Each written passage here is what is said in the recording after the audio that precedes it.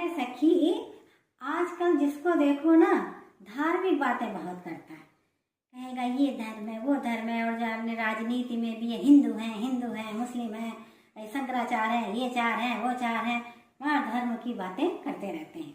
लेकिन क्या वास्तविक धर्म ये होता है? तो एक किताब में हमने पढ़ा था कि उसमें लिखा था, मतलब वो संतों से पूछ रहे हैं और आम जनता से पूछते हैं कि जो कहते हैं कि हम बहुत धार्मिक हैं, कि तुम धार्मिक हो, तुमने मंदिर बनवाए, तुमने मस्जिद बनवाए, उसकी कीर्ति गाथाएं जो है तुम्हारी बहुत गाई जा रही हैं, तुम रोज गीता का पाठ करते हो, वेदों का अध्ययन करते हो, तुम यज्ञ भी जो है करते हो, उसकी सुगंधित हवा भी सब जगह फैल जाती है।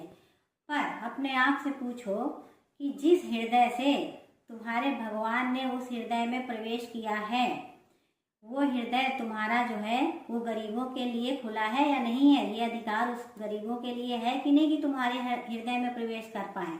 तुम्हारे हृदय में, तुम्हारा हृदय ऐसा होना चाहिए कि मतलब किसी विधवाओं के आंसू को पोंछ सकता है कि नहीं पोंछ सकता है? किसी अनाथ व्यक्ति को या बच्चों को रोटी दे सकता है या नहीं दे सकता है? अगर नहीं दे सकता है तो ये धर्म का जो आडंबर है ये बेकार है, कोई धर्म नहीं है। याद रखो कि स्वर्ग की सीढ़ियाँ किसी भी धर्म में की हो, वो हो प्रेम की गली से होकर ही जाती हैं। तो प्रेम को विस्तृत करो। अगर आपस में ही प्रेम नहीं है तो काहे का धर्म? सबसे बड़ा धर्म है प्रेम में रहो, करुणा होनी चाहिए, सहनशीलता होनी चाहिए, एक दूसरे को समझना चाहिए, ना कि लड़ना चाहिए। इसे